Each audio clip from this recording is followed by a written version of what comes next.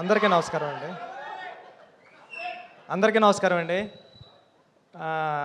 అంటే బాబు ఓకే ఒక నిమిషం బాబు. బ్రహ్మాజీ గారు పిలిచారండి, రాకపోతే మళ్ళీ ఎవరి దగ్గర ఏం చెప్తారని భయంతో వచ్చేసాను నేను.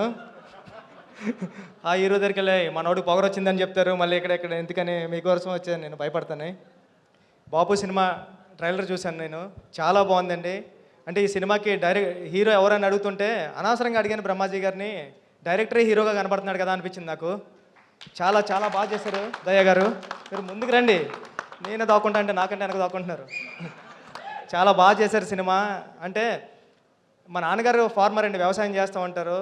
మా నాన్నగారు మాట అనేవారు, అంటే ఇక్కడ దీంట్లో ఆ డైలాగ్ వేశారు, ఏంటంటే డైలాగ్ కాదు కానీ ఫార్మింగ్ అంతా వేసిన తర్వాత మనీ అంతా లాస్ అవుతుంది కదా వర్షం వచ్చిన తర్వాత. మా నాన్నగారు అనేవారు, ప్యాకెట్ ఆడితే డబ్బులు ఎదటోడికి వస్తాయో లేకపోతే పక్కోడికి వస్తాయరా, వ్యవసాయం చేస్తే ఎవడికి వస్తాయో కూడా తెలియదు, పోతాయని.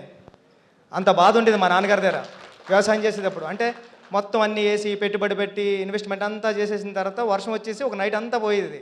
మళ్ళీ 1 ఇయర్ కోసం ఒక ఎకరం పొలం చేయడానికి ఒక కష్టపడి 1 ఇయర్ చేస్తే 5,000 వస్తుందండి. ఇప్పటికీ 5,000 వస్తుంది నాకు తెలుసు, మా ఊర్లో కూడా మాకు పొలాలు ఉన్నాయి.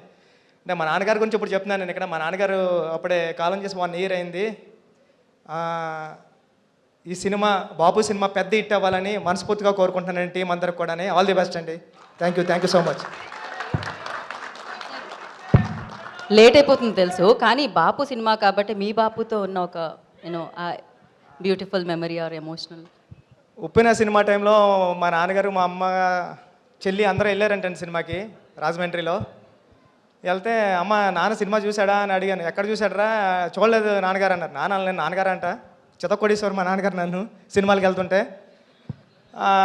సినిమా చూశారు నాన్నగారు అంటే, థియేటర్ వరకు వచ్చారు కానీ లోపలికి రాలేదురా అన్నారు. ఏం చేస్తున్నారంటే గేటు బయట నిలబడి అడిగేవారంట అందరినీ, బాబు సినిమా ఎలా ఉంది, బాగుందా లేదా అని అందరినీ అలా అడిగారంట.